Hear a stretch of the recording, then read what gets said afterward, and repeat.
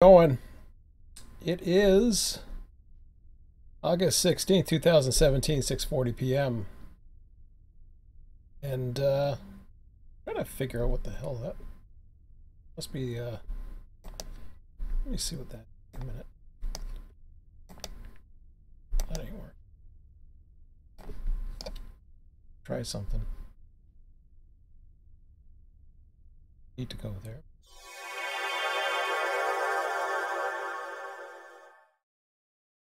Okay, so wherever I was, there must have been some noise in the background that I couldn't hear. I don't know if it's my speakers or what the hell it is, to be quite honest. I gotta check. I keep on getting this between the microphone trying to not mute itself, but bring itself down to this stupid surround sound system, which I wish sometimes I didn't have. It's been fun. So, anyways, let's forget about that. I don't know where I was. Okay, there's a train coming out of here. Good, very nice. So where are we at? I ain't worried about that so much. I just loaded this up so that there's a background for. I'm not really doing it. I'm not going to do anything tonight in it, but I wanted to have it there as a background, I guess. Maybe I'll just somewhere I can sub.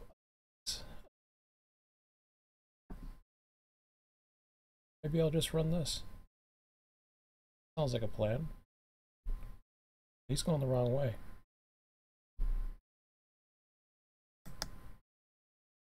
This guy, is he going the same way I want to go? How about you? I'll take you.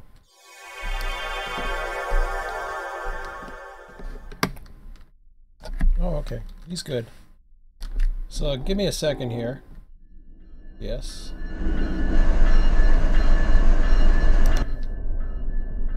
All right. Some real daylight going on here.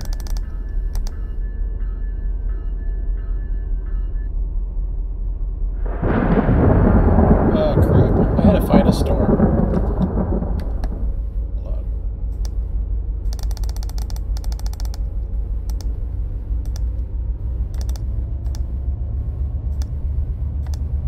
Oh crap. That's cute. There. I don't know if it does a storm right from 6 a.m., but I'm going to try that anyways.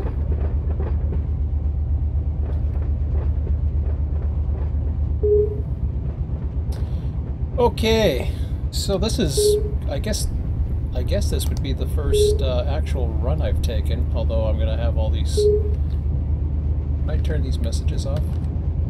I can. Let's see if it stops beeping at me, because I really don't want any messages right now. Alright. I don't care what's happening. Yeah, the dispatch board's fine. As long as I know which way I'm going, which it looks like I'm going back to Nahanta. Then I'll go ride. I'll go ride another one of those trains somewhere. There's one over there. There's he's going the wrong way too, but who cares? I don't care. We'll deal with it. So, anyways, I thought instead of doing a flyover, I'll just ride through the route and see what it's like. I'm going to put this in two parts, although it'll probably be part of the same YouTube. And I'm not 100% sure because I might talk myself out of programming again tonight. Now, I just want to take you back to what took place, and of course there's going to be but CSX equipment defect detector milepost. I love those trees. I heard something like a forest fire or something. Zero. I think that's what it's supposed to represent. It looks pretty cool anyways. But really neat. I heard about something like that. I'm like, I didn't really see that, but now I see it. So it's neat. So sometime, obviously, there was a lot that happened in the real world this weekend, and it started getting my attention real quick, so much so that it took me away from my regular routine come Monday. And that was when I was planning on getting right back into the program again, because I think Sunday, I don't know, one of those days, yeah, Sunday actually, because I heard about some stuff, but I hadn't really got caught up, because I don't watch TV, I don't you know, listen to the radio or the news, so I didn't know what was going on. And then I started getting all like, what was all this about? And then, yeah, then I figured, okay, now I know what this is all about. And I'll talk more about that on Friday. I'm not going to talk about this in this video. Let's just say Monday I was obsessed with trying to figure out what the hell was really going on. And whatever, all I can say for you guys that like to watch TV, I mean, I appreciate you guys coming to the YouTube channel, but if you like to watch TV, don't believe half the shit you see. That's all I'm gonna say. Do not believe the crap that's going on right now, because there is a lot of crap going on. And wait till it gets by this crossing here, take a look. I love the fields in this too. It looks really nice, really sharp. Oh wow, I picked the noisiest route I could find. Well, at least my volume's up. No defects. Total axles 376. End of transmission. Of course, I picked the noisiest route. Okay, so yeah, so Monday was about me trying to get to the bottom of things. So that's all I'll say about that. I'll talk more about something like that. I'll probably do a little bit of a commentary on Friday evening before I go see my son, and throw it all behind me and enjoy my weekend and not worry about any of the real world stuff. Tuesday, I think it was around yesterday, I started right around lunch. I started picking up that this had been released. So by yesterday at lunch, I knew what was happening, and I was super excited. And I knew that come Wednesday, or sorry, not only did I knew that Tuesday I wasn't going to be doing my normal dispatch duties over on the California Southwestern, but I knew that I was going to be not only purchasing this route, but I was going to be playing with it, I was going to be doing something with it. I figured that was going to extend into night. Now, I'm at a point now where I need to get back to programming again, because that's the only solutions that are going to make things work, as far as I'm concerned. This was a pleasant surprise, but it was an awakening surprise too, because what it did, and it's got nothing to do with the route. I mean, you take a look at, this is mostly single track territory, it's mainline territory, but I knew that the RTS Florida server wasn't going to be upgraded till Sunday. So I thought, okay, well that gives me some time to, you know, maybe program, maybe get a few things going. I even had made a logo, I think it was Sunday, I made a new logo that is in my thumbnail now for RTS 2. So I was totally dedicated towards this, but this really started opening up my minds about the issues that lie ahead. And as beautiful as this route is, that I find very attractive, it's mainly just a mainline run. I know some people, what the heck, I thought he was jumping around there for a minute. Oh, you gotta be kidding, somebody calling me. Hold on a second.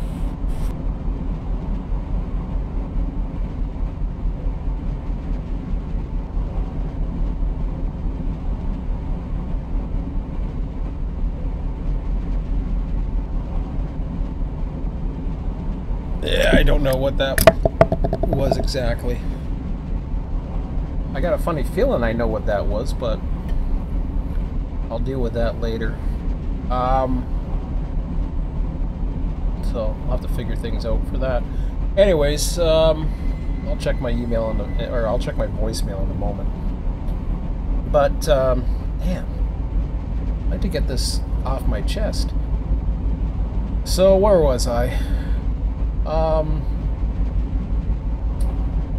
So I got into this last night, and I started looking around, seeing what there was,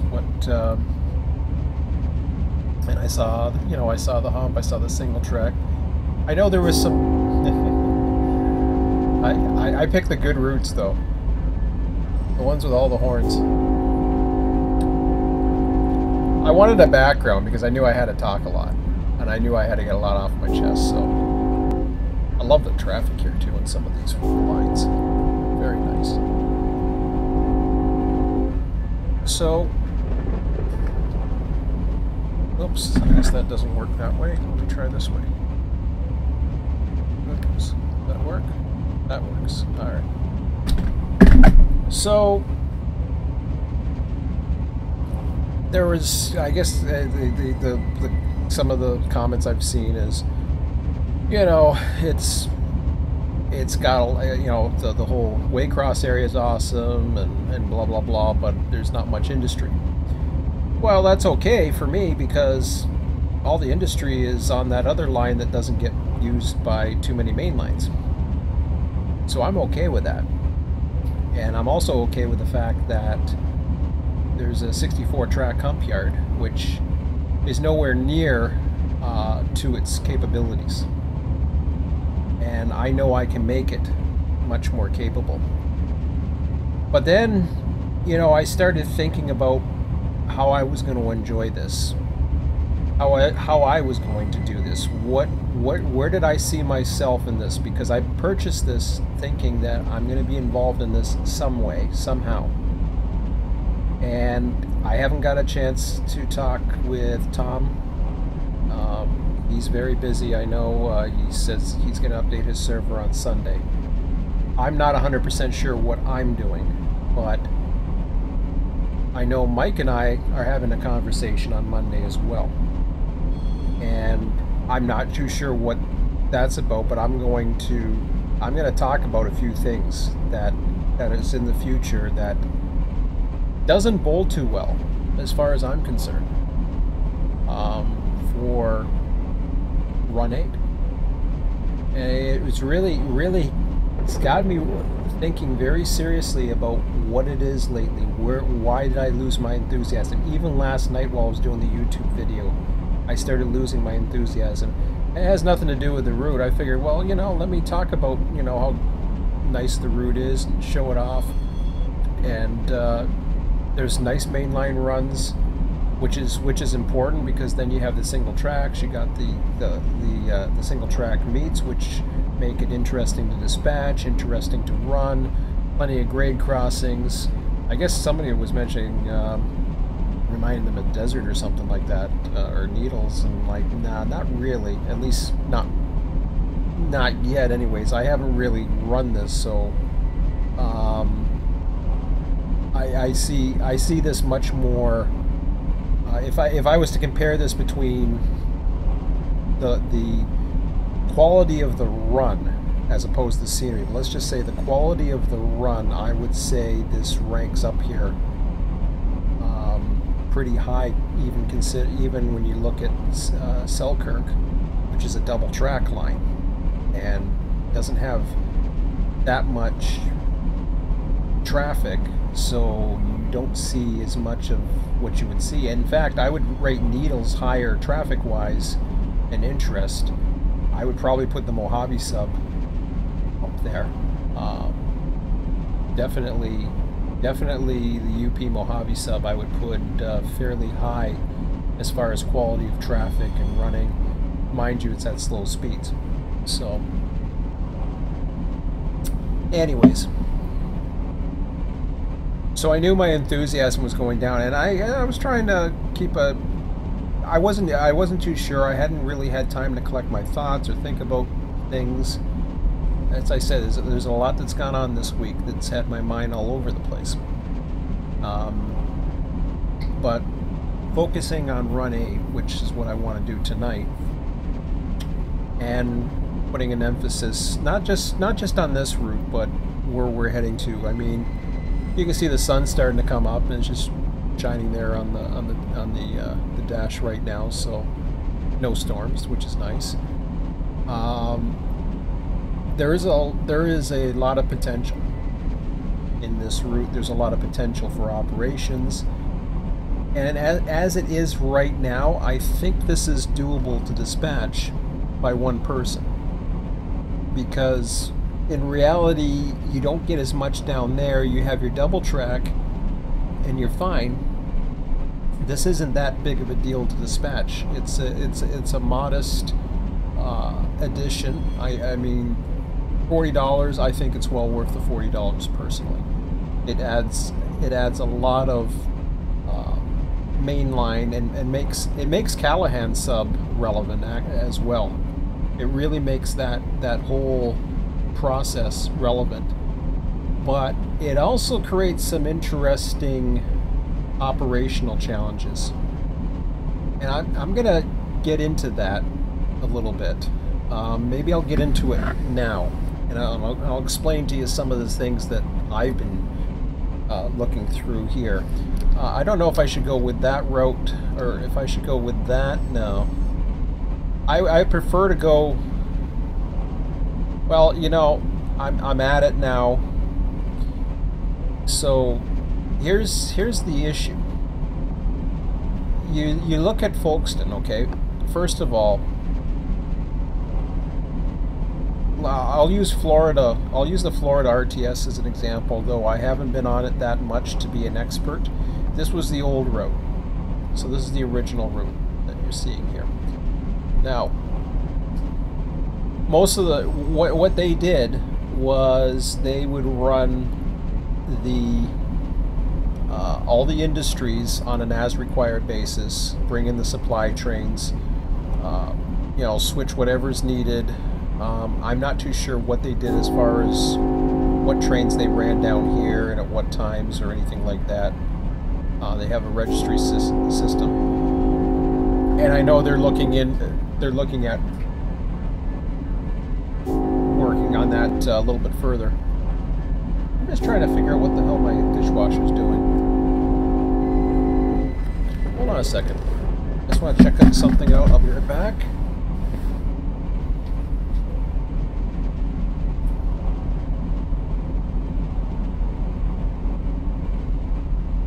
Okay, now I know what's going on. I had my dishwasher set for an hour timer, and it just started, and I wanted to make sure everything was okay. Yeah, what else is new? Doggy doorknobs. So, oh, shut up, please.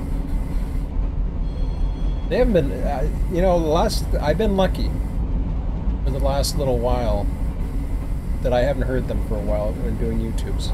That's the first time I've actually heard them in a long time, believe it or not. So anyways, going back to what I was saying as far as, I don't know as far as what they did, but from their 24/7 perspective, they would run a dispatcher throughout the whole route, and then they would run AI between Callahan, mainly Callahan and Race Pond, although I think they had some traffic set up for the others as well, but I'm not sure. Well, here's the issue that I see coming. And I think any 24/7 server is going to run in this similar issue. And, sorry, just let it go through the crossing here.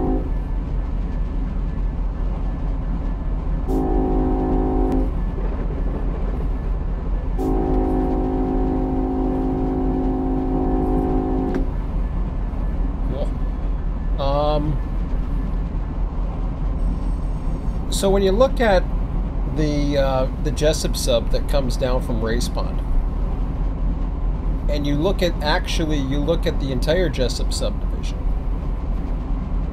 what you're seeing that's coming down here, in fact, what you're seeing that's coming down pretty much this entire, from Jessup all the way down, this entire section here. So you got single track. This section right here, including the hump yard, is all about manifest traffic for the most part. You're not going to see your auto rack trains, although I'm sure there are some. I'd have to look into the train lists again. You're not going to see your intermodal traffic, although there may be some, but again, I have to look into it. What you're seeing in these areas is going to be manifest-driven traffic. That being said, normally that wouldn't be an issue, except everything pretty much goes into Waycross, which means a human has to be involved in the humping operation. And you might think, well, okay, no big deal, right? 24/7 server shouldn't be a big deal, right?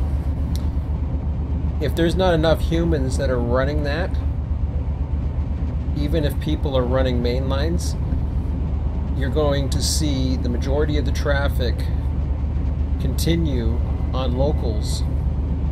In fact, you have another issue. What is all the traffic that goes, with the exception of the passenger trains, what is all the traffic that comes into this section? Intermodal traffic. Again, man, I picked a real good route. I think a train tried to... I did this so that there was like a screen or something background so that I can explain this. So the other flip of the coin, for the most part, is your intermodal yards. There's some heavy intermodal traffic. There's stuff that goes to Florida East Coast. There's stuff that goes all the way down to Taft. And there's, of course, the stuff that goes into Jacksonville and the Jacksonville ramp. So you take away, there's a human that's involved there. You're suddenly, now you're taking away a lot of your traffic sources, which basically makes most of what you're seeing solo operations depending upon who's around and what can be done. There's not nearly as enough traffic to warrant the famous Folkestone funnel, what the traffic is like. So that being said, I wanna switch gears and I wanna explain to you where, to me, we were at our prime, at least where I was personally, where I felt RTS was at its prime, and that was probably just before version 2 came out, and even just after. We knew we had to make some adjustments. We didn't know what version 2 was going to be like. Kind of knew what this was going to be like, and I should have known what this was going to be like, and I should have really thought about it, but I wasn't thinking about Florida, to be quite honest. Florida has not been really on my mind, or Georgia, I guess it is now, with the Waycross. It hasn't been on my mind. So I knew it was coming. I wasn't too sure how long away it was. You never know these things, although there was a suspicion that it was going to be close. So, with all that, you think, okay, oh my God, this is a noisy. I don't know, I mean, my volume used to be, I had to shut up while this thing started honking its horn. I'd go back and ride somewhere else. Anyways, I'll let it go for now. It's still... Oh, okay, I thought it was going to honk again. But, looks like we're coming into the area, I think. Oh no, I'm coming up to Nahanta still. I should be 5037.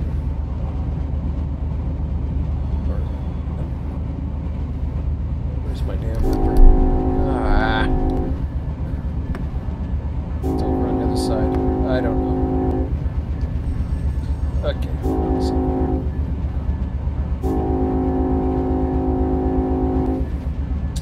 So, the reason why I wanted to mention about what the Prime was, that was at a time where we had a strong core of people who were willing to run, Equipment defect detector milepost 5. who put in a lot of work, who were consistently around for the most part, 3, 7, 6. and End of transmission. because of that core, we were able to take the then RTS California server probably to the most fun I've had in Run 8 since, for the whole 5 years that I've been in it.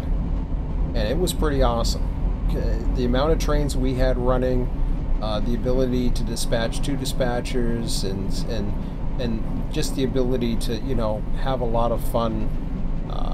Even with the AI, once the AI got in, we had to make some changes because suddenly we didn't want to just run trains all around. And the problem you get is if you're dealing with 24/7 servers, well, the whole point is they want to see traffic. Well, the problem is if there's no dispatchers, or if there's not enough dispatchers to run the route as well, then you there's nothing really you can do.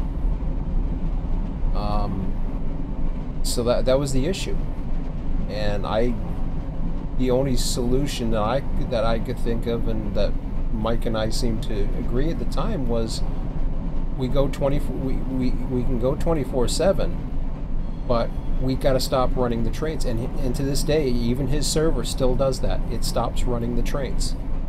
It only runs the locals. And that's so that the traffic patterns, and he's got a dispatcher during the daytime. He actually has a dispatcher that does the entire thing. I don't know how efficient that is, quite frankly, because I think with one dispatcher it becomes very inefficient. No matter how good you think you are or how good you actually are, you become very inefficient, because I know I can be much more efficient when I have time to plan ahead and schedule and know what's coming, and there's all kinds of things that I look at and I think, okay, well, that would make things a little bit better. But things after that kind of wore down. We started having little gaps in coverage, different people, doing different things, etc. So we had these gaps, and I think a lot of people wanted to do their own thing. That's neat. I like that road. Dang, I gotta go over the left side. Going through Crossing Hill here.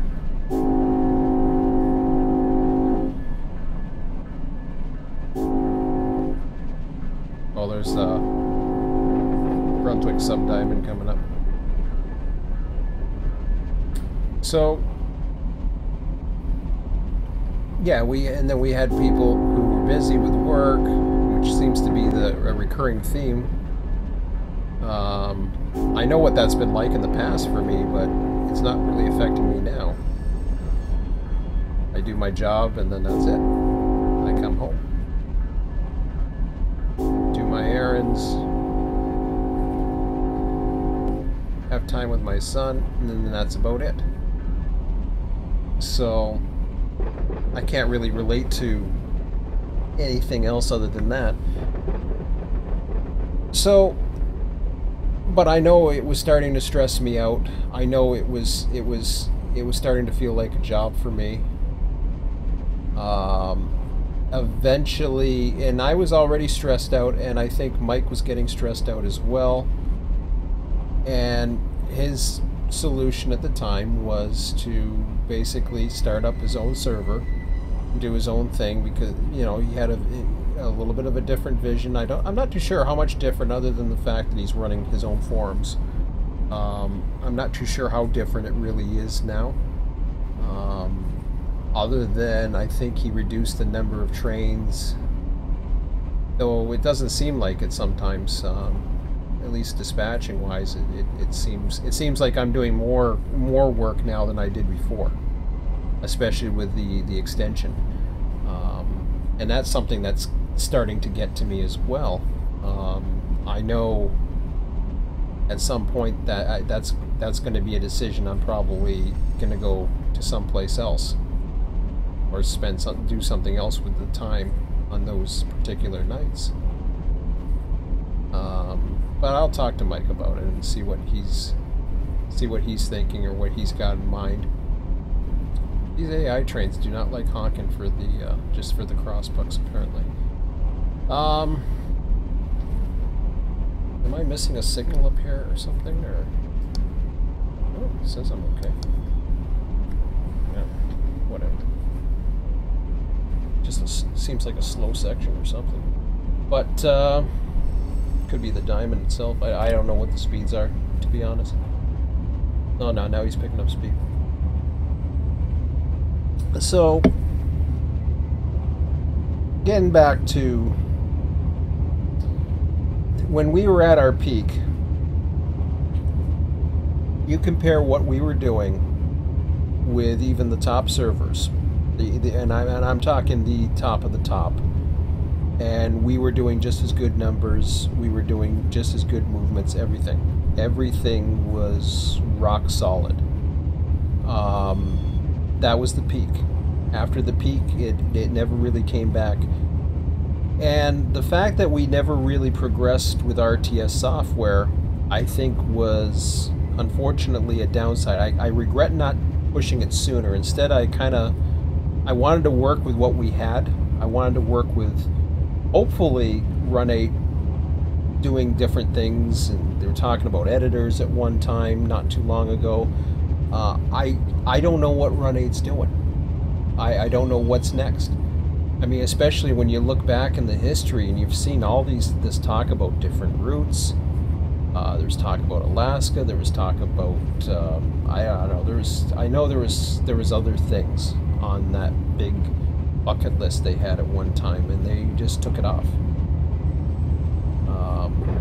There was a lot of things that they wanted to accomplish. There was a lot of things, even the screenshot of the AI system before it was to go in. It was not supposed to be this random fudge of whatever. And I'm not too happy with that. I never have been, and so I see RTS improving that. Will it be able to replace the AI trains? No, but it'll be able to schedule player trains and print out a call list for every dispatcher or train master or whatever. It'll create the spawns. It'll do everything that needs to be done. So that being said, RTS can improve things. The question is, will the improvements be enough? Because here's the trend that's happening right now. If you look at California, if you think the expansion was huge now, you haven't seen nothing yet. We know what's coming. It's obvious what's coming next. They don't have to announce it. They don't have to say a damn thing. They've already shown enough screens to where they're going next, and that is LA.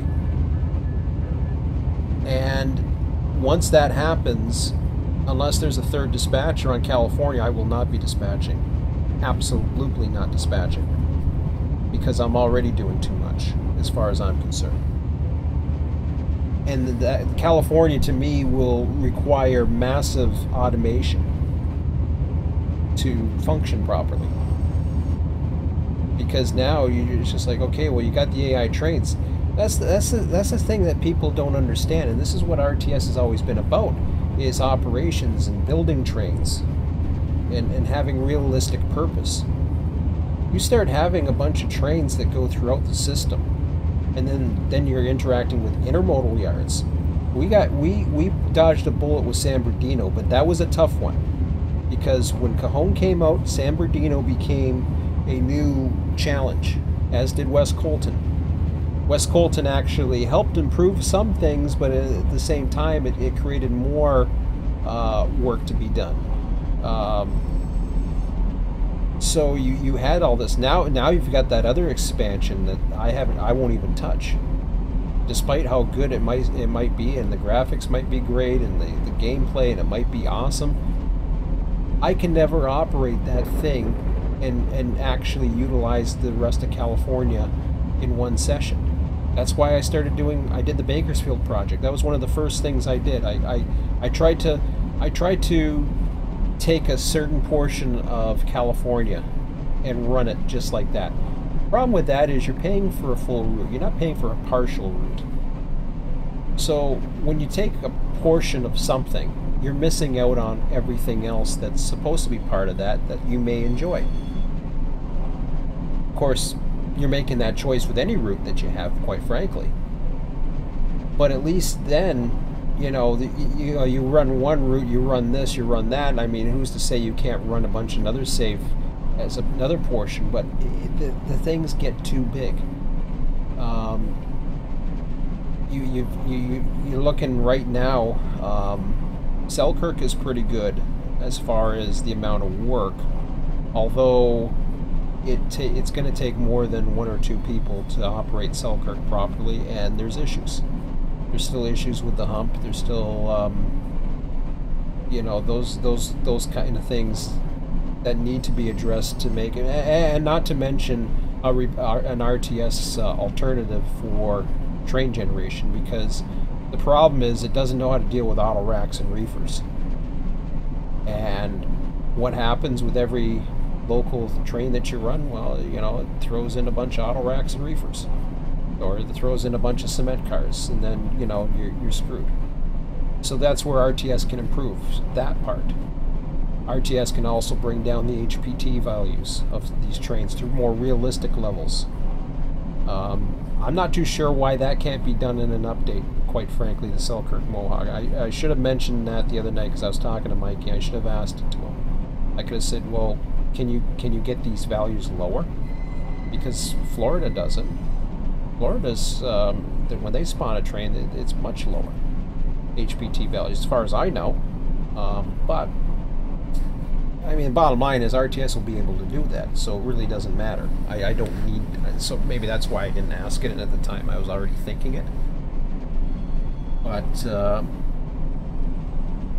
so now, so we come down, you got California. I don't know. I got to talk to Mike and see. I mean, it's Mike's server. You can do what you want. I'm not worried about replacing RTS as a 24/7 server for California. He's got his server. I'm not looking to bring California back to RTS. It's just, I'm not interested in it. Honestly, I'm at that point right now where I'm just not interested in it. It has gotten too big. You need a lot more people, or a lot more automation, or an automated dispatcher. And some people don't care. They don't care what trains they see, and they can spawn whatever they want, when they want, and don't care about symbols, don't care about operations, don't care about logistics. Well, good for them. They'll enjoy it. But to me, Run 8's never been about eye candy. It's been about realism. And that's what RTS has always been about, is realism. Making a purpose. Operations is a swear word in model railroading in many circles. To find a club that actually emphasizes operations is sometimes difficult to find, because a lot of clubs, they just want to have fun, or they just want to please everybody. It's the same thing that happens with virtual servers. I've seen it. I've seen it for 5 years. I know what it's like. I know that's. I mean, people can run the servers whatever the hell they want to do. That's fine and dandy. It's just not for me. So where I'm at right now is, okay, so what do I do? Do I keep on pushing forward with RTS? And the question is yes, but I'm not putting any time limit on it. I'm not pushing myself to the brink of worrying about anything at this point. I'm looking forward to seeing what Tom does with Florida. I'm looking forward to running this route with the dispatcher. I'm looking forward to seeing some of the things, but there's a lot of interesting things. To me, I still say this, and I'll say it again, 24/7 is dead. At least in my eyes. It is not worth it.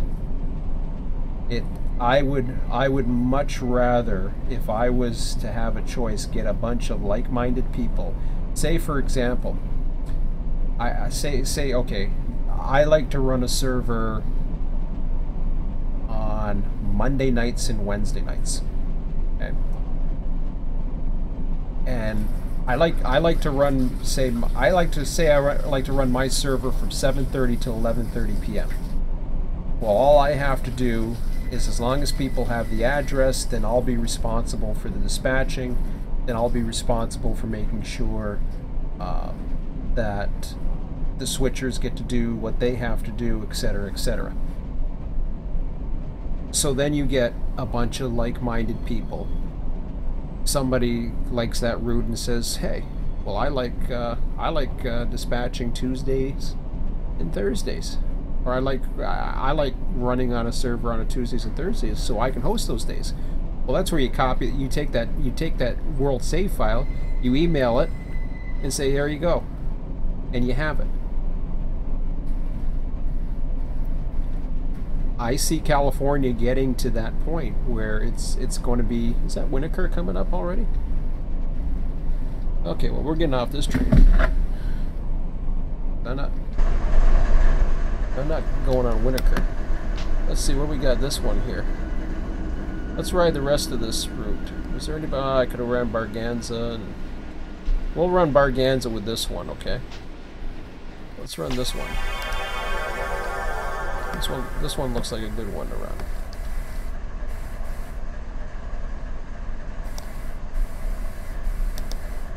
Alright.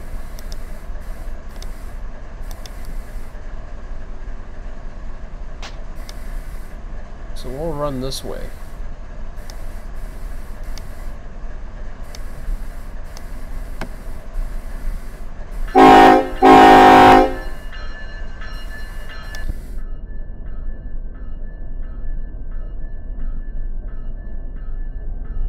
Like I said, I might get to programming tonight. We'll see. I'm gonna go over to this side here.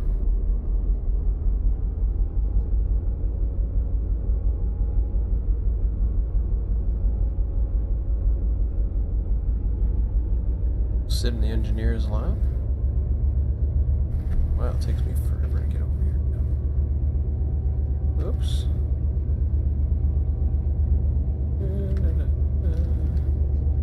Alright.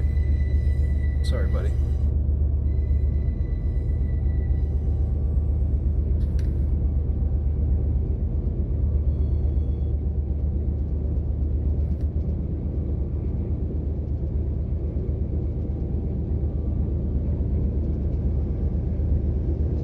Alright, I think I'm okay. We'll figure out the rest when we get going a bit more. Yeah, good. Yeah, I keep those. So, I like this area too, Waycross. It's kind of nice. So, now we've got, so that was my idea, and we actually had something like that at one time in RTS where we exchanged save files. And this was back when we couldn't get enough people on and all that other stuff. I think it was before 24/7. The reason why 24/7 to me does not work is you have all this potential for traffic. If there's not a dispatcher around, then what? Then what do you do?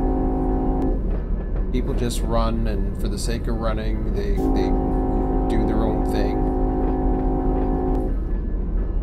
If you can organize enough people together, and it's all about organization.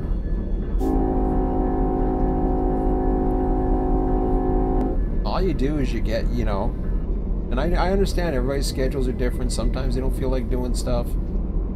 Sometimes things come up, even for me, like things change. But I understand that. I get that. But having the ability to plan ahead, even if it's only for like a few hours or something like that, is huge. Because then now all of a sudden, not only do you can go so far as to use stuff like Run 8 servers to advertise, but you can have bid boards. You can have everything that you want and need, and still, and then have somebody who's in control, so you don't have to worry so much about passwords either. You can have whoever's in control of the server take control of everything. They let people on when they want, do their own thing. So to me, that's where I still say that's the only way I see with the future. If it was a lot bigger and there was a lot more people around, they'd already be here. The only other alternative that I see happening is that a smaller route, either the editors come and there's something that can be done with that, or a smaller route comes along. A smaller route comes along, and then suddenly, you know, there's potential there, because the smaller route basically focuses. If you get, I'd like to see some developers, and I understand the ambitions of a lot of these developers who want to keep expanding. I personally like this expansion. I think this is a good one, but you know it's not going to stop there. I know Jason, you know, I know that there's a lot of plans to go beyond this. I know there's plans to get back down to inside Florida more. So there's a lot of other things that's to come.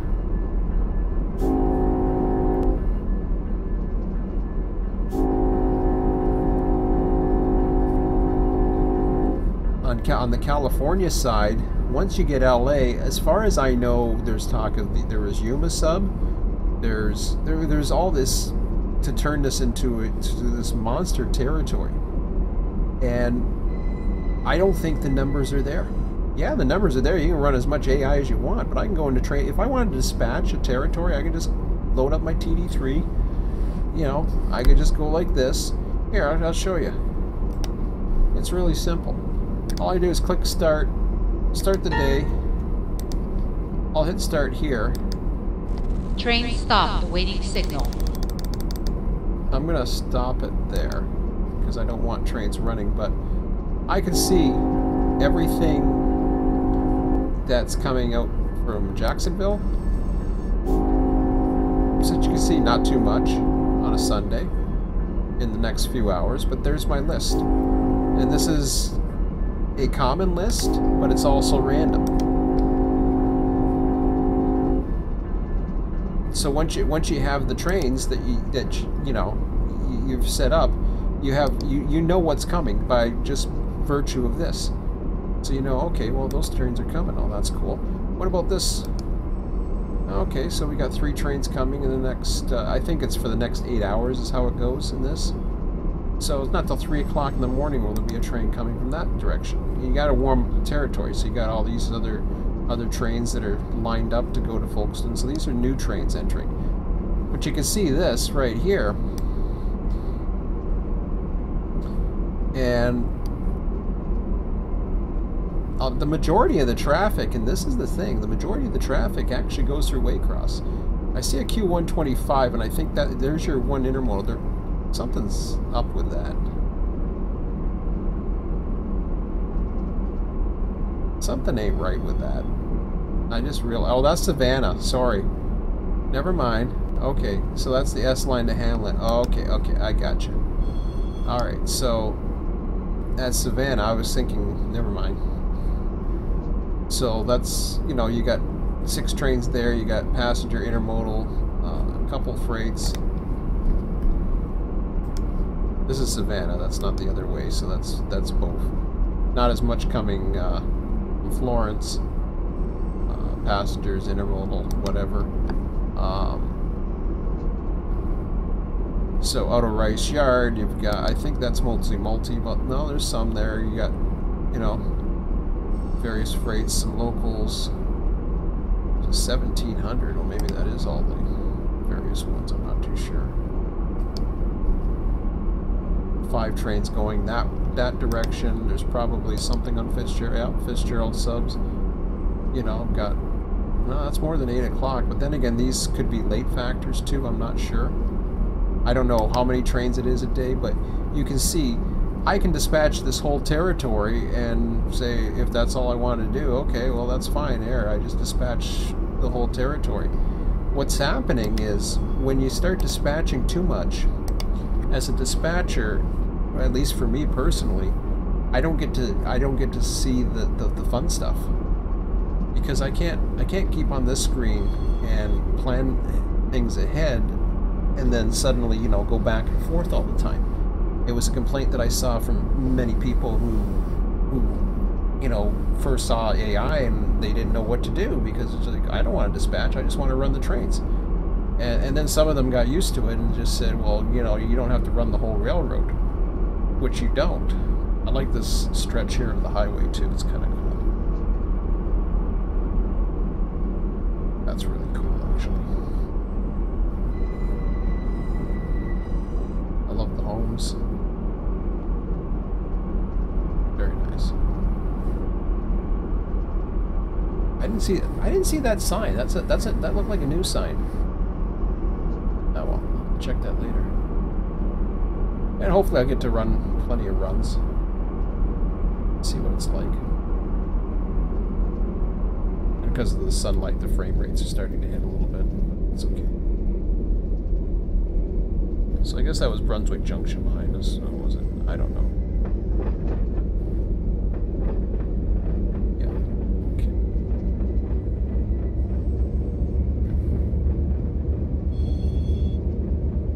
So that is pretty neat, though, the way that's set up. I like the swampiness, and that's kind of cool looking. That. If I didn't know any better, I'd say it's a cemetery. It is. They got a cemetery? I don't remember that before. Ooh, look at the frame rates hit there. Why are they shaking?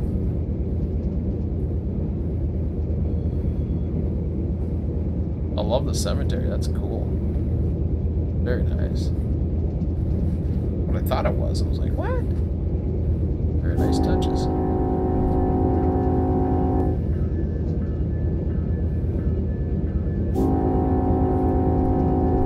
Whoa, what's with the shaking? I know the frame rates are...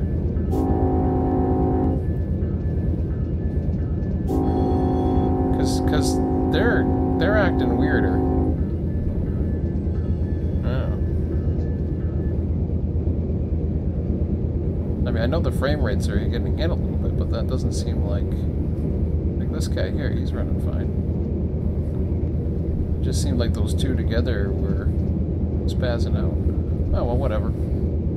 Like it's like they've said before, it's not a car simulator, but it was an interesting transformer station. So yeah, I mean this is a very well done route. Nothing of my reality check has been about the fact that, oh, I like the bridge too on the side, the car bridge, that's nice. Not a big fan of that, but that's okay. It is what it is. You can only do so much scenery. That looks cool right here.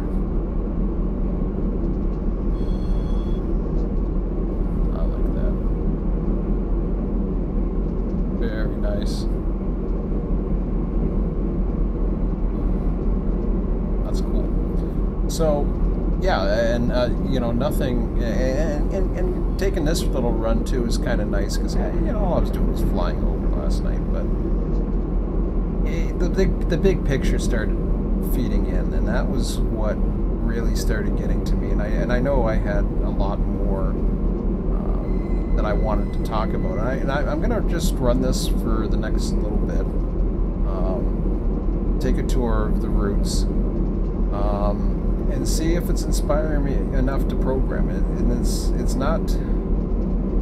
it's not like if I do it, I don't know if it's enough, is what I'm saying. What RTS will be able to do, at the very least, is going to be able to get trains generating in version 2. I was actually ready to do it this week. I like how the cars slow down at the railway crossing. Maybe they're turning. Yeah, you know, to get, I was trying to get to the output this week, and then Monday, as I said, things changed, and then of course by the time yesterday came around, I knew tonight we'll see.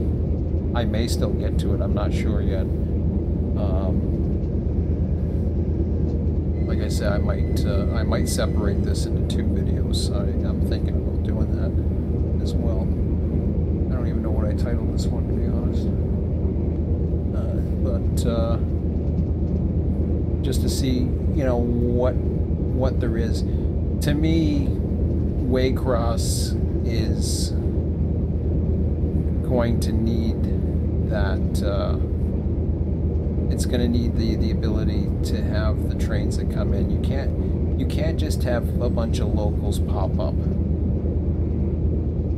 or have a main line pop up with just nothing but mainline transfers. I mean, you can, but in reality, you're going to have locals.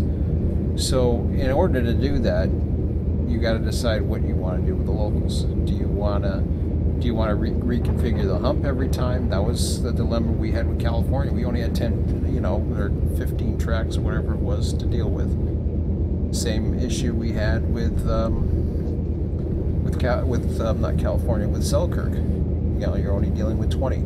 Now we got 64. We don't have to have every freaking city. So that's not an issue. And I was looking at those train lists, and there could be, I don't know, 40, 50 trains that head out of Waycross on a day. I'm guessing. Some of them could be going the same way, different sections. You know, there could be a morning and night one of the same location or destination or whatever. So there's a lot of ability, and I was getting into this yesterday. The way that hump would operate, from my perspective, is you would have the hump, or you would have the trim work a certain section of the hump while the hump was operating. That way they're able to reduce the amount that's in there, and be able, and it would still function. Now I haven't been able to really test it, nor am I interested in testing it to its fullest capacity yet anyways. To me, it's not about having all those tracks to fill every track up. I ideally would like to see, on average, maybe only 25% of it filled.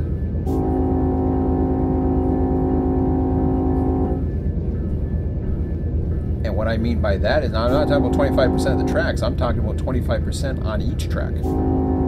So you would have not necessarily 64 strings, but you'd have, say, 50 some odd strings of you know, 15 cars each, or on average, or whatever. And some of them would be bigger than others, which of course would be being trimmed while the other humps start acting. As far as I know, there's only one hump, which is fine. I think for run 8 purposes, that's perfectly fine. It'll work really well. So that shouldn't be a problem. So there's like I said, there's a lot of potential, and there's just enough for one dispatcher when I look at how I would do a road, and this is irrelevant of how RTS Florida is going to operate. RTS Florida has nothing to do with me for the record. I don't know what they're going to be doing. At this point, I have no intentions of hosting a session for Florida anytime soon. And I'm interested in seeing what the guys come up with, what plans they have in mind. And just because I don't think 24/7 server works doesn't mean it can't. They can make it work however they want and do however they want, and I'm happy that they have the RTS name associated with it. But from my perspective, right now, this is the most inviting route for me if I'm going to host right now. So that's from my perspective.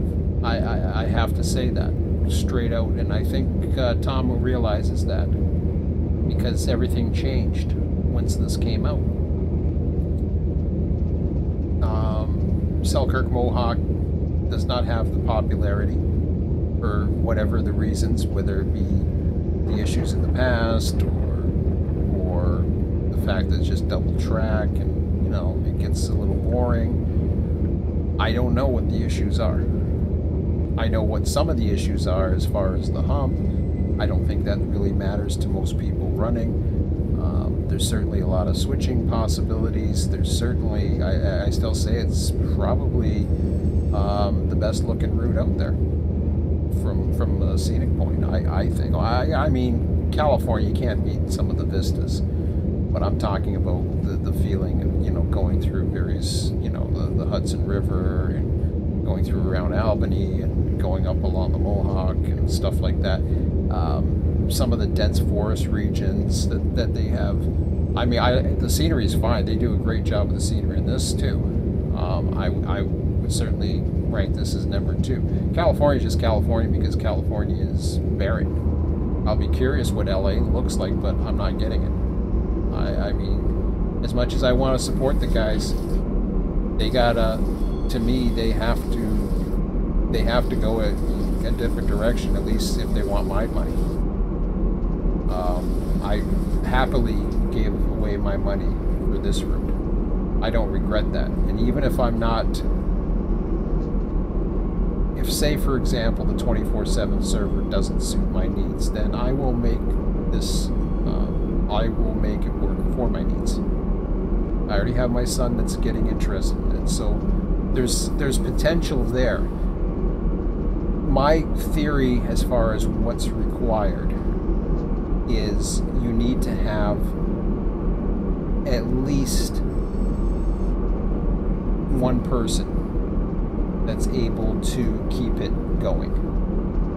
So in other words, what that means is when you look at all the various routes, to keep one person to keep it going, Florida is pushing it now, but it's not pushing it beyond its limits. Selkirk is also pushing it, but it's not pushing it beyond its limits. It's still feasible.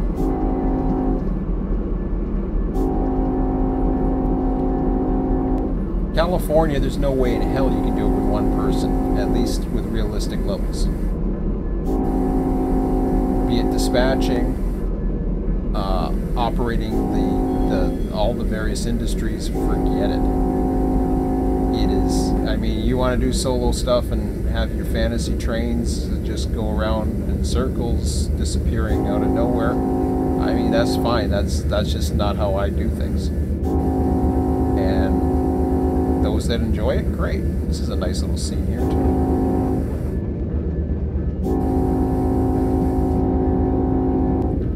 But that's, you know, you need a solid core of at least, to me, you need at least 6 people and 3 dispatchers to make it ideal. That's asking of a lot. You need what we had in RTS California and probably then some, especially with the expansions, the one that's here, the one that's coming. And who knows what's happening beyond that.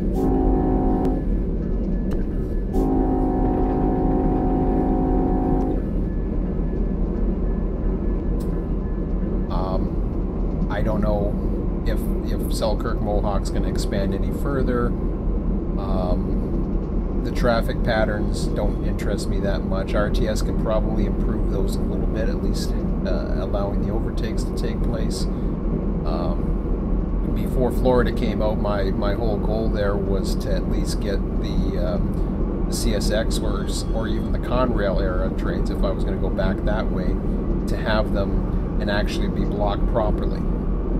So you would have real manifests, you would have auto rack trains that were actual auto rack, as well as intermodal trains that were, you know, some of them were split between auto and intermodal. That's neat there. So it was doing its different things. So you had that ability, and to have trains work the yards along the way. You have that ability with RTS. And that's at a basic level. Wow, look at all this traffic coming. But, yeah, that's at a basic level.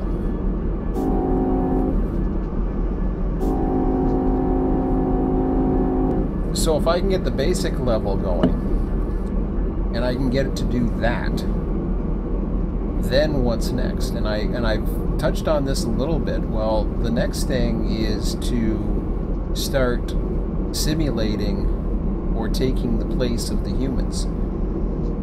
I've already shown interest in an external dispatcher. That's something that is something that I don't know what's, I haven't heard any updates of DSCAT or whatever, but it's certainly having an external dispatcher and having an AI, ideally an AI dispatcher would, it doesn't have to be a full-blown 100% AI, but AI assisted to be able to help mediate traffic, do some basic calculations and flows. That would be a big thing, because then now you've got, now 24/7 is potentially possible again, because now you have traffic flows that are running. What happens is when you lose the dispatchers on a server, suddenly either the trains keep running to where they have fleets, or somebody stops them, or they just bound up and then they all get together and they're a nice traffic jam, and then there's this whole open area. Like, I haven't been on a 24/7 server that actually does this, but I have heard different things from various people, and I can imagine some of the things that can happen, especially when that last dispatcher goes at 2 o'clock in the morning, and then you have the person that comes on in the middle of the night. What do they do?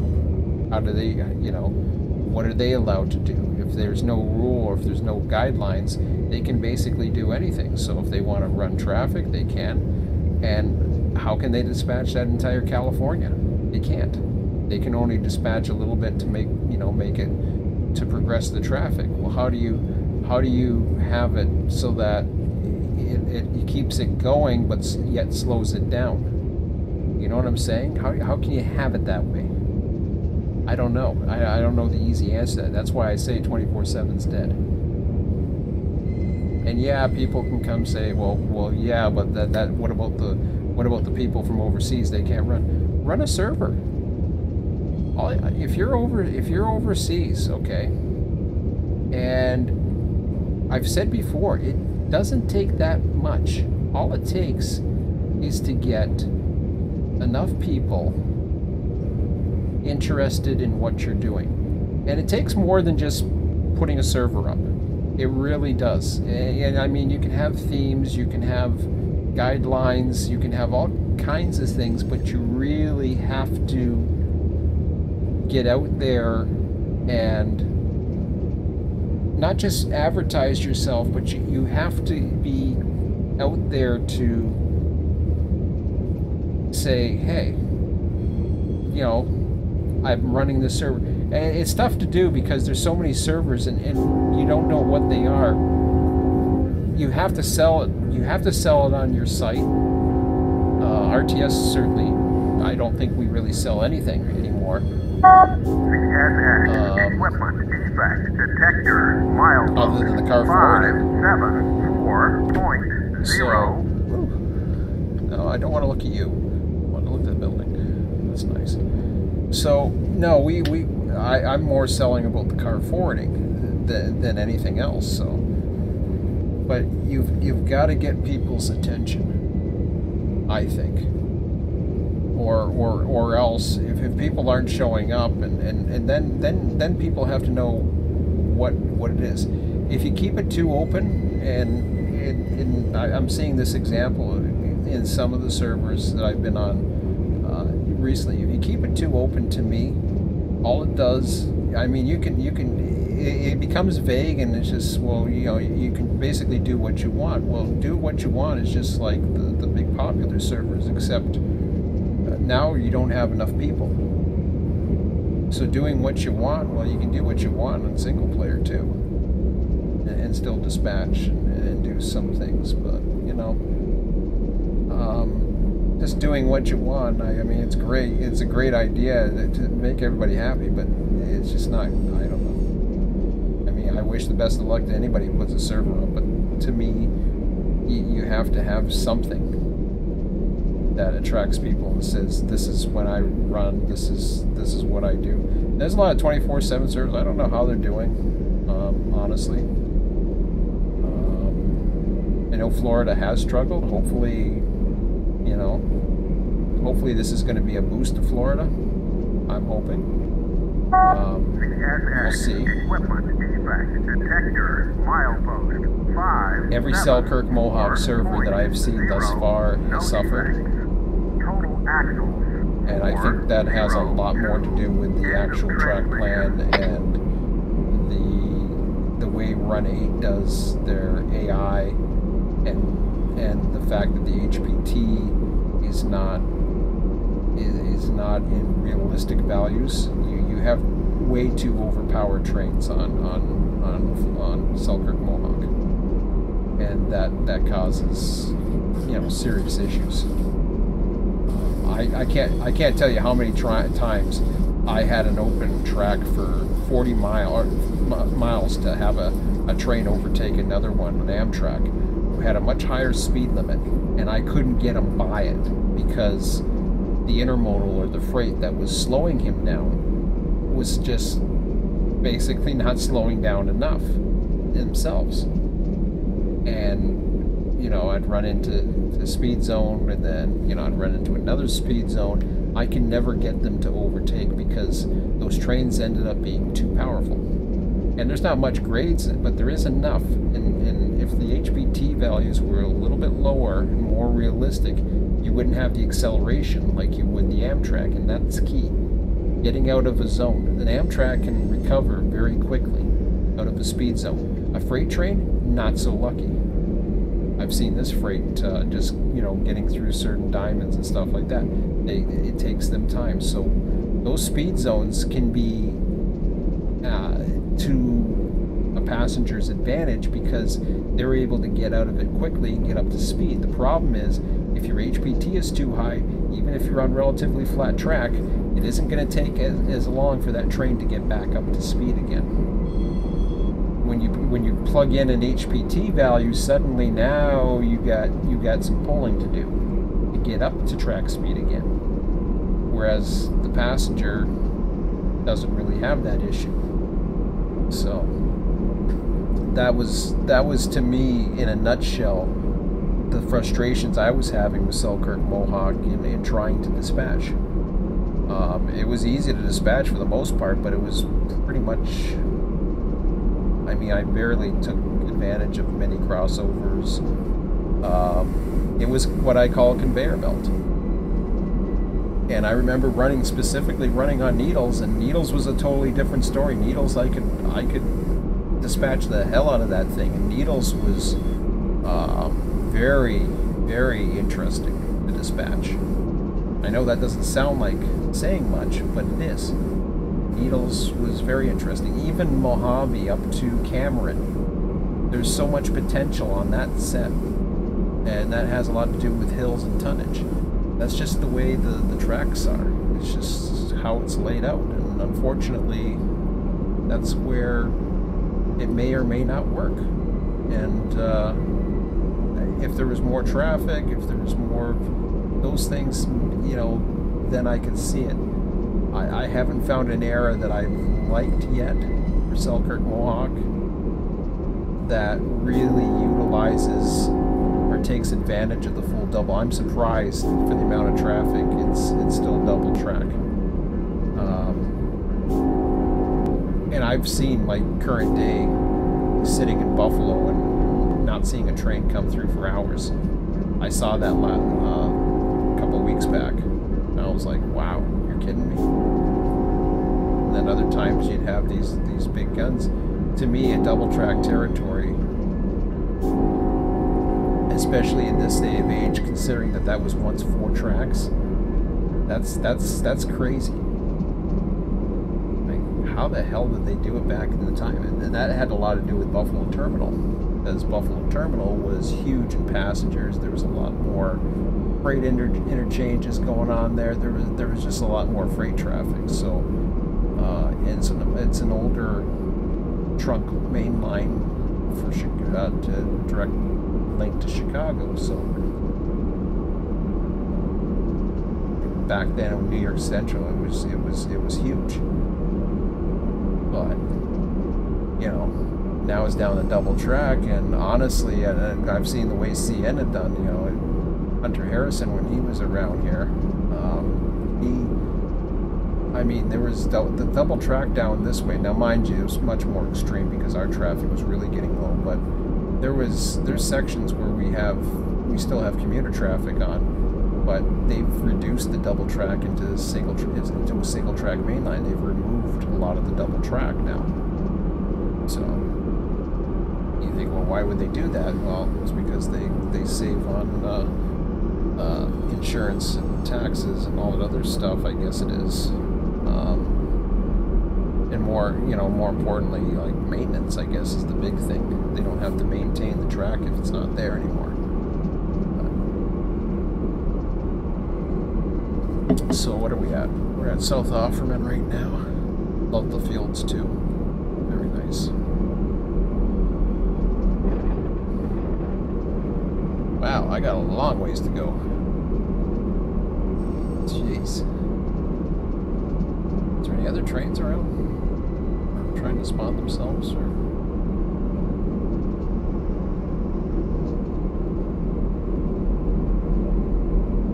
Haven't seen anything try to spawn out of North Ludwitsky. Ludwitsky, how do you pronounce it?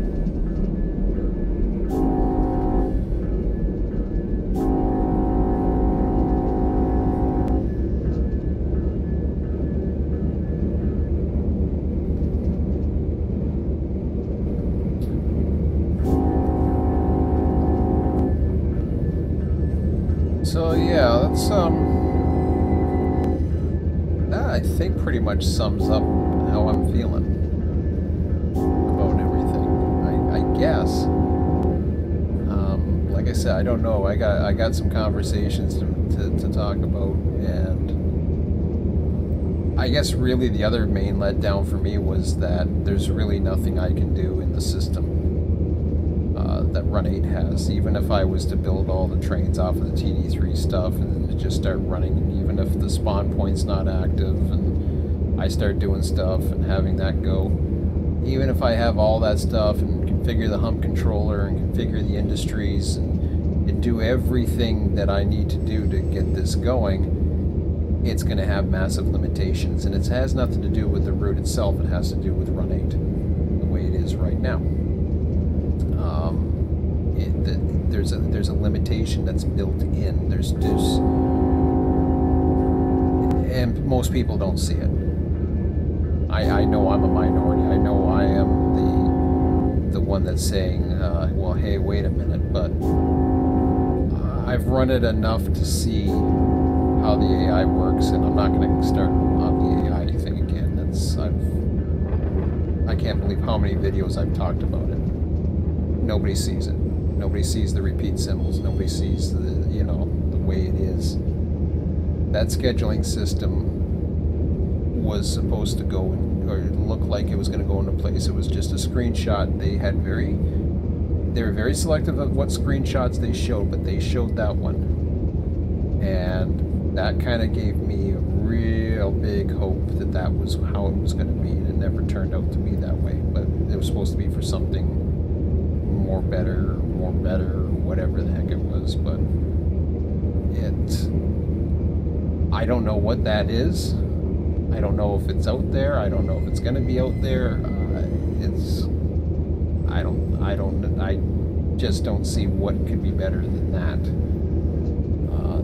that they had set up.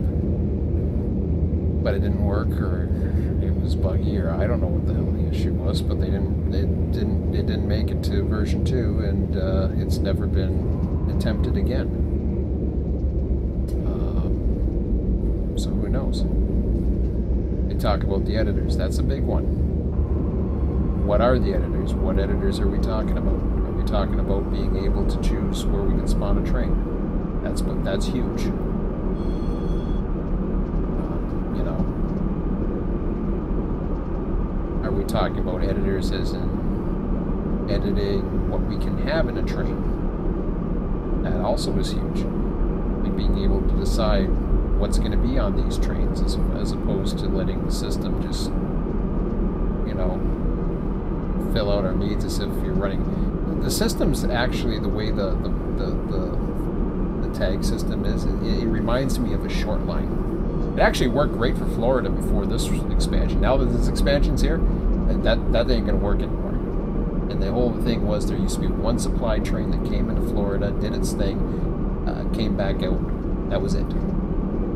So you could just program that one supply train and even run a second section, and you know, run 2 sections. It's very common for that train to be having a 2-section coming into Florida from Waycross, and boom, you're all set. Can't do it now because that thing is now built in Waycross.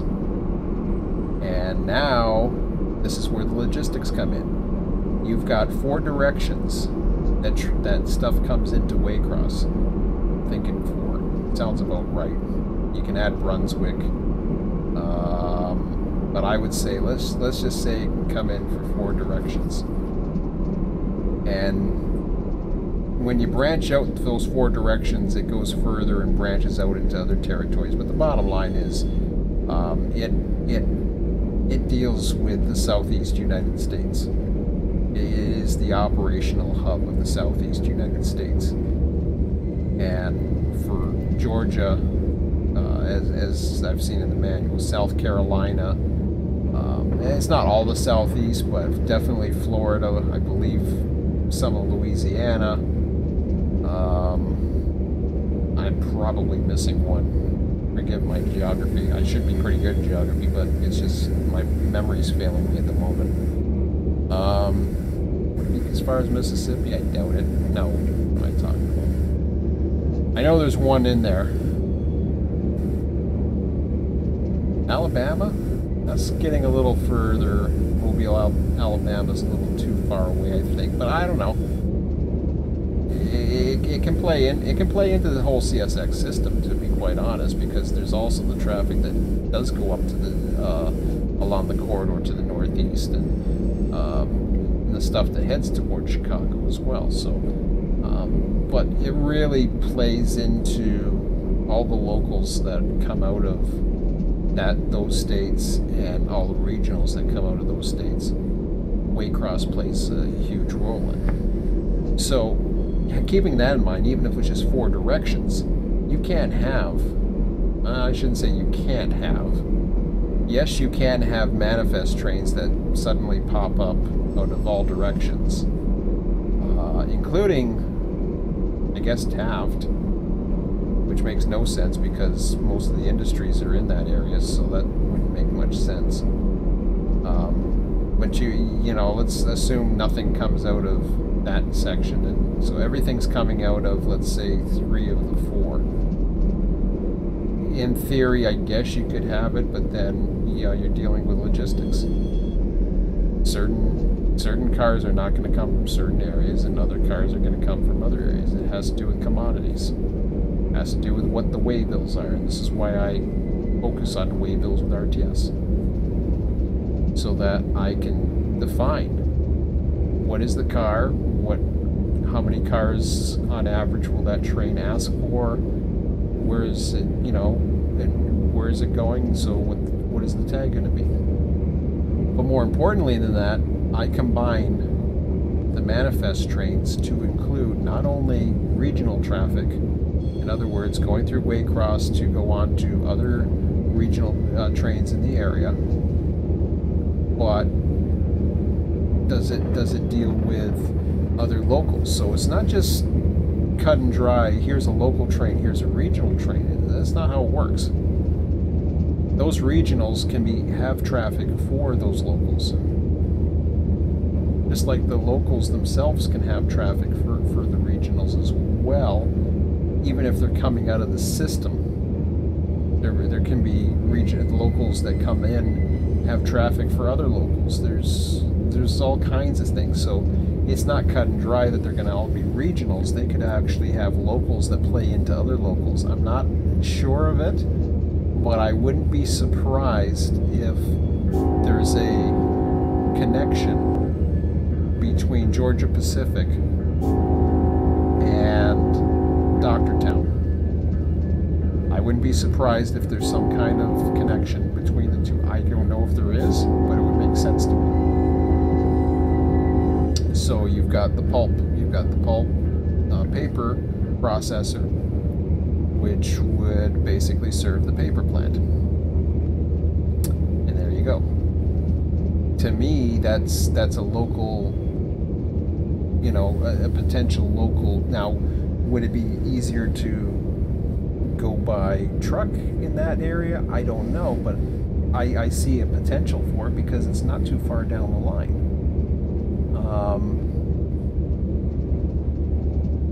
It's, you know, there's potential.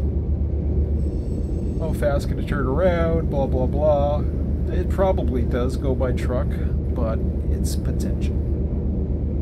And back in the day, it happened all the time before the trucks. They did them all the time like that. Before the interstate system, way freights galore. You would have industries in one town serving another industry a few towns away. I think you'd have some. I don't know if you went so far as to have certain industries in town serve another industry in town. I wouldn't be surprised at some point. But I mean, why not? All right. So what do we at here? 807 Eastern. We're in South Grevin. Oh, a yellow light here. What's going on? I got a yellow light. I shouldn't have a yellow light.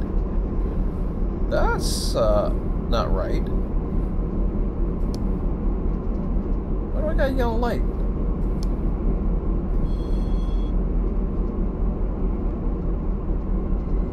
Okay. I get a red light here, but what's going? Oh, wait a minute. Okay, I see it now. I see right hand running and I think, okay, something's wrong. Something's wrong here. Here we go.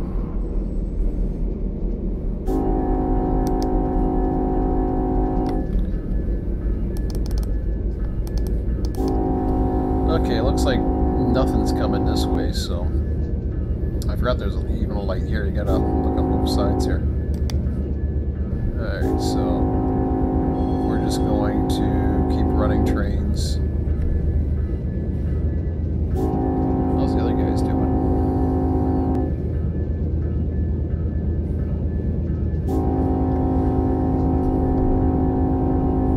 I don't know what's going where here. I have no idea. The problem is I don't have train lists. I don't know what these things are. Yeah, let's try that. Get the Amtrak going. Why not? That's a south? Okay. Don't know. If they run into each other, then what?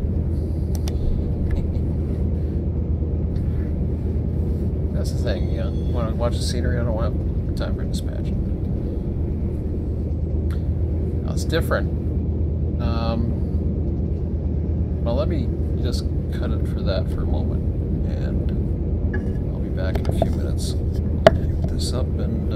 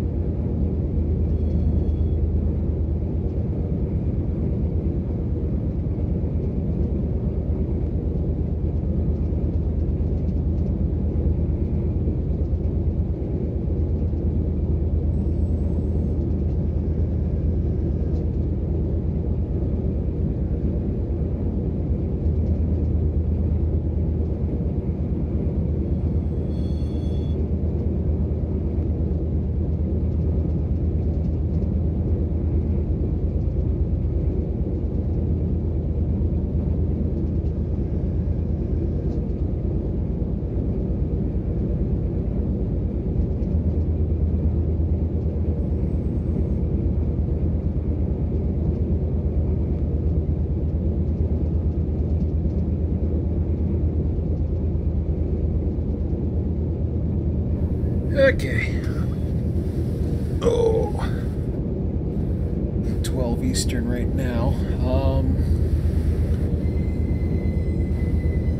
So yeah, I wanted to check out. It's taking a little longer than I expected, actually, which is a good thing. It means there's more to run.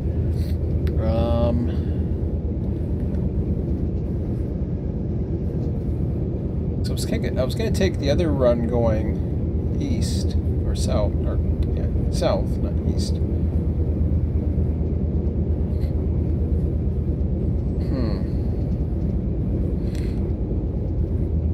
I can save that for another time, perhaps. Maybe I'll just run up to Jessup and... But I enjoy this more than programming. I keep saying that. I enjoy this more than programming. Alright. Well, what's going on? Anything on the... I haven't seen too much forums or anything like that today, which somewhat is surprising. I looked at the various forums. I haven't even seen very many screenshots, which is really interesting. Of course, no announcements here. What else is usual? They'll announce everything else, but Renee, it seems. Well, they do eventually.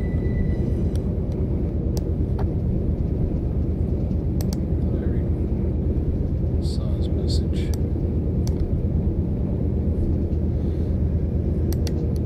were talking about his truck. Last I heard, anyways.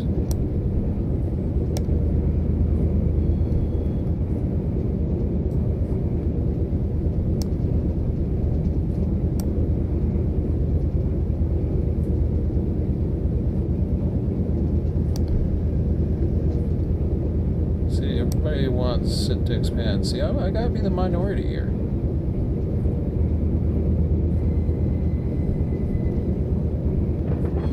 Especially CSX Atlanta to Chattanooga, Chattanooga to Nashville. You know, everybody seems to.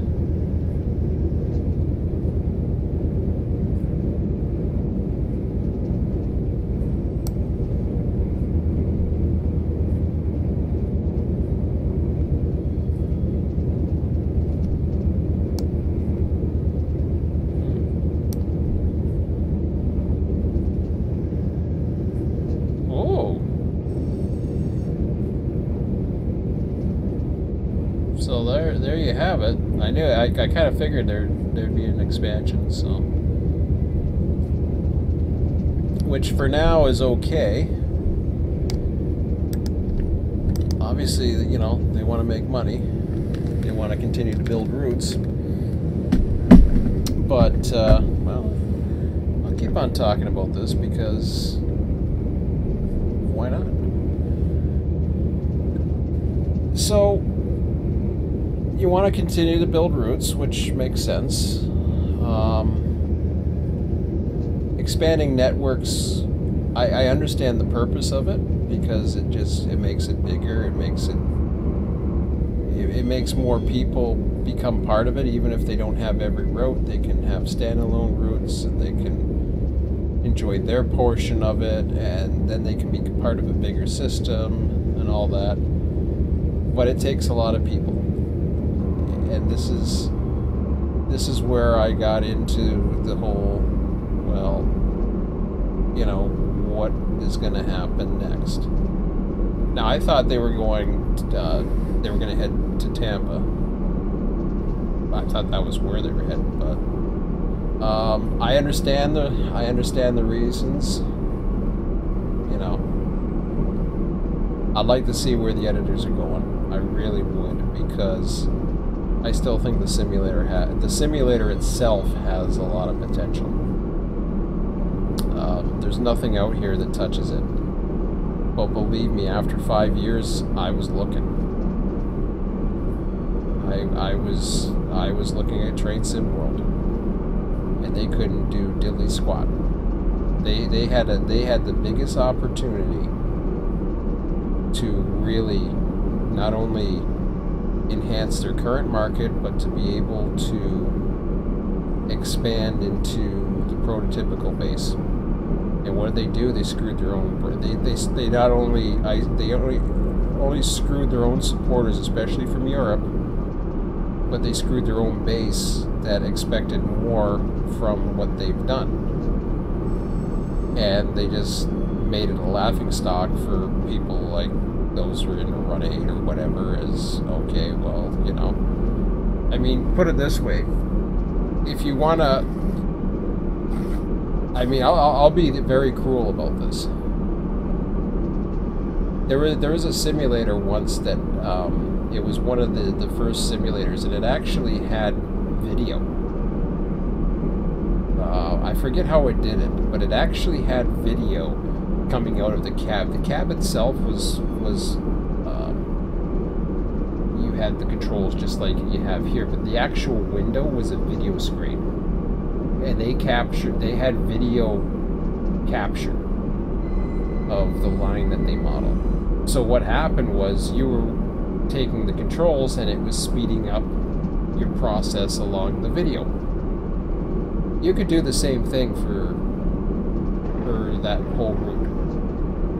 And yeah, I know there's a few switching functions, and I know there's a turntable, and there's a really cool turntable. So I know there's cool things. 553. But you could really go on YouTube or whatever and find a lot of stuff on Sandpatch, and I'm sure there's some cab ride videos. I don't know for sure, I shouldn't say I know. I'm sure. I wouldn't doubt that there's some sand patch videos, cab rides. It's a very popular route. Why not? And if there isn't that, you can find some very scenic routes that are better than sand patch. That have I've seen some ones here in Canada, like 4-hour long rides in the mountains, and you can just keep playing that over and over again. And I mean, I know that sounds drastic and it sounds cruel, but I mean, yeah, okay, fine. You'll see a train, you'll see the eye candy come a little bit different, and then one time you may have to stop and wait for a signal for some reason. But being a double track mainline, there's not much that's getting in their way. The real sand patch actually utilizes those double tracks for dual direction in cases where they need it. There's actual dispatching involved. There's actual overtakes. There's all kinds of operations, and I don't even know if it's nearly touched with the physics of good crap anyways, so who cares? CSX equipment defect detector milepost or distant to West Jessup. 553.0, no defects. Total axles 402, end of transmission. It would be like me coming in here assuming that there's a lot better eye candy. A better graphic engine and all that other stuff, and just basically running AI and running point to point all the time and just doing the same thing. Because how much content is really available? I don't know. It's a rhetorical question, I suppose, but I mean, seriously, how much content is there available? And it was just a giant flop. Maybe not as bad as the other flavor of the month or year or whatever prior cross ties or whatever the hell that was supposed to be.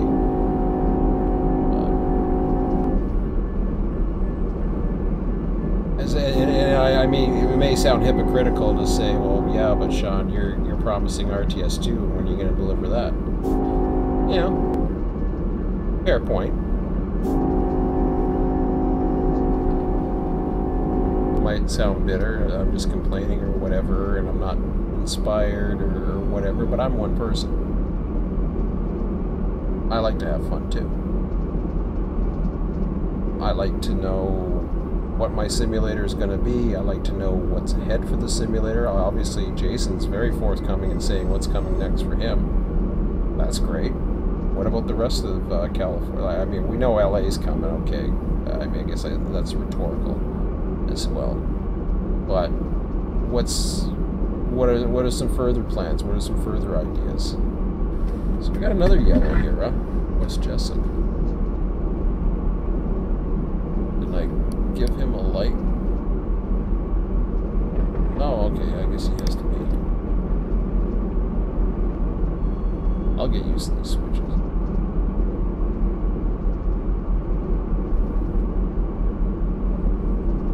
But,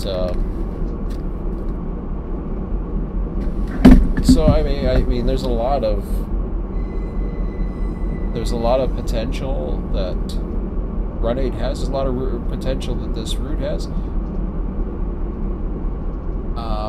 I can take advantage of this now. I can even take advantage of Selkirk, Mohawk, California. I don't know what I can do with at this point. I really don't know anymore what I can do, other than doing what I do right now, and that's just dispatch the western end.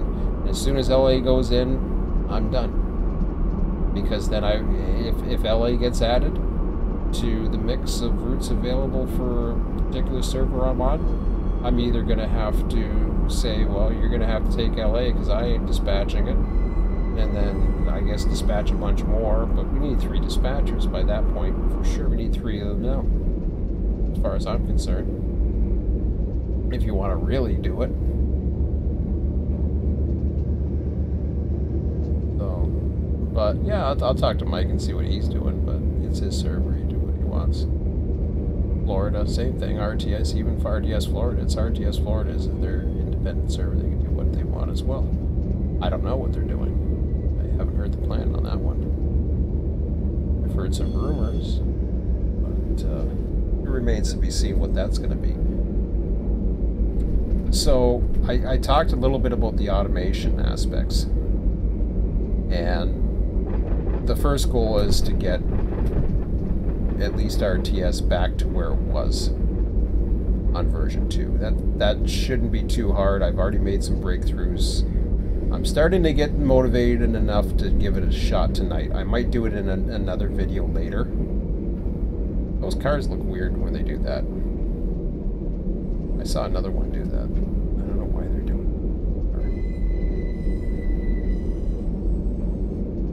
it. Did I see that car again? Where is he? Yeah, who cares?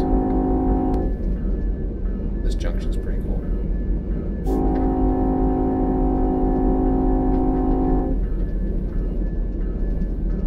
So this is the normal track, I see.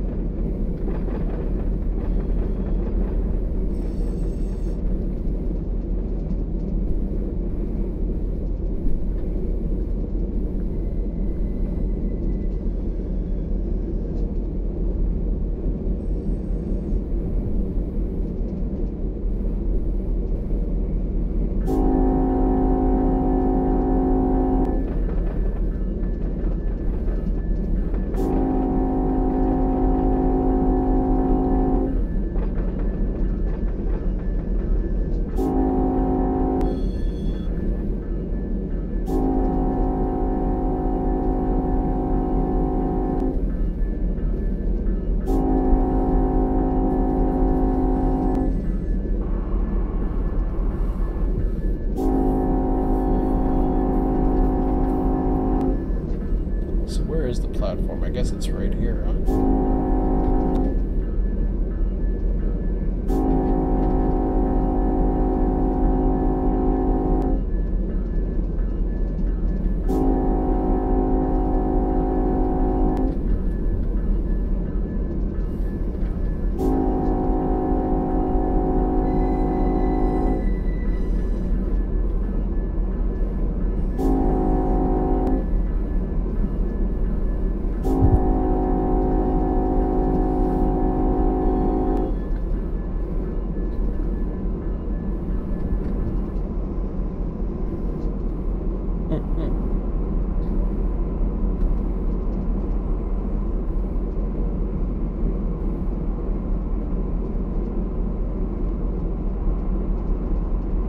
That's some pretty cool stuff.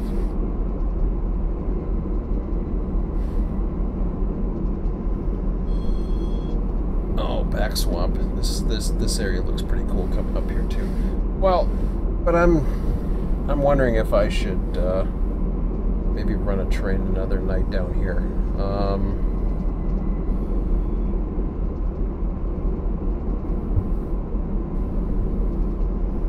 I do want to get into the programming side. So to really do what I think I want to get into, I'm going to look at maybe just taking a break for now. It's Wednesday. This is really my last chance to do it before Sunday. So I'm going to take a break for this video for now. I don't want to see, now it's getting to the point where the scenery is cool and the eye candy's good and I've said all I've had to say, and now it's just like, okay, now I want to do something else. I kind of want to program, but in a way I just want to just refresh, recharge. I'll come back on in a little bit for those of you that are into the programming, because I want to separate it. I want to make sure it's a separate video, and then I can deal with that. I've said all I had to say as far as that's where I stand as far as the expansion. This is the cool. I like these bridges over the swamps. That is so neat. I mean, and this route is great. I really like it. I'm sure the expansion into Arizona is nice too. I'm not saying that that's by any means trivial or anything like that. It's just when you start expanding these routes, you got to look at the automation. Now, before I end this, I'll say about the automation what I have in mind, if you haven't heard it before. The automation that I'm looking into, I talked about the dispatching. If I can get to the external dispatcher, then that will allow me to get into an AI dispatcher, an AI assistant. That's one way.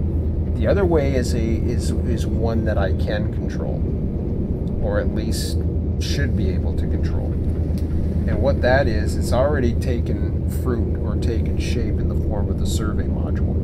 The survey module, basically what I'm talking about is, if a switching train is built in one of the yards, let's say Waycross or Barstow or whatever, let's say a switching train has been released and it's available to be switched, but nobody ever switches it.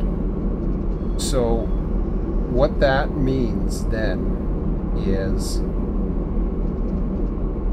in order to automate that, if nobody's around to switch it, say you don't have enough people on the server, or you have this available but nothing happens, there should be ways to be able to go through a step-by-step automated process. It starts by, once the train is generated, and I mean, you can go as far as automating the hump too. You can automate the whole damn thing, or anything really for that matter. There's no. It all comes down to what you want to do with the trains. I'm not too sure about storing car numbers. I have to look into that again and see how it does it. Will it generate the random numbers? We used to have a way of doing it in 1. I don't know about version 2 yet. I have to test that once I get dealing with the output. But by rights, I should be able to get it to basically, just like it takes in your train, it becomes part of the database, and then the program is able to go through and act as a virtual switchman, and it will reassign the train spawn points if you decide to do so at various places where it would do work along the line, including the actual industries themselves. So if, say for example, you are the dispatcher and you are controlling, or say if you're the only one controlling the line. Now for California, you still don't have enough people, but at least you have a potential to, even with California, at least you then have the potential to at least, like, here, okay, let me trace that back. With California, you have the potential, if you want to dial things back.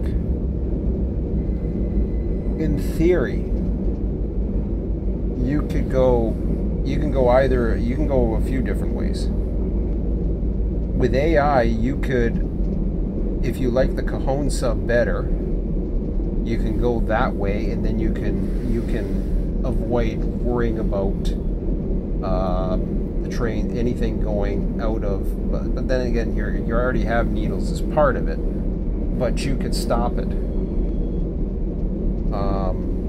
I wouldn't eliminate Cajon, but then again, see, that's the thing. Cajon's a great thing. Is Cajon's so scenic, and since most people own it, like, why would you want to get rid of it? But in theory, you could. And this was always the problem with me. It was just like, okay, do I really want to eliminate this when I own it and people want to run it and they have it? It makes it very difficult. And this is what happens with expansion. Is suddenly now you have the people that can and can't, but ultimately it's the server host and his admins that have to keep things up to date. But you have your train, you automate the different service areas that it would switch. The program, all it does is it tells you which strings to replace, which trains to replace, and when, and approximate times. You can calculate the times, the transit times approximately, so that as a dispatcher, you're running the trains. You have your list, but you also have a work list. So ideally, if you really wanted to control the entire subdivisions, California's a bad example. Let me use this one for example. Even if you don't have an AI dispatcher, one person can dispatch this entire thing. They could even operate. They should be able to dispatch and operate the hump at Waycross. I don't see why that wouldn't be a problem. That's what I was doing at Selkirk. There should be no problems in doing so. So you operate the hump, you dispatch the entire area, and you deal with all the traffic coming in and out. Then if you're lucky enough to have people that come on, there's locals that are available because you've built them, or at least you've started to build them. Once you get into some of the supply trains, then you have to simulate the set-offs, and you have to organize what tracks they're going to be. You have to come up with some very detailed automated switch lists, or automated plans as to what track would be used for this, what track would be used for that, etc., etc., etc. I like this right here. You come across this one lake here, Morgan Lake. This is nice. Very cool. Reminds me of South Central Ontario, what I call cottage country, where I grew up. It's not so much a swamp area, but it's got all these lakes and amongst the Canadian Shield, and you got bogs and stuff like that. It's really cool. But so you have that set of steps. You're now replacing some humans, or at least expediting the humans that aren't there. That's something that RTS should be able to handle. It didn't handle it in version 1.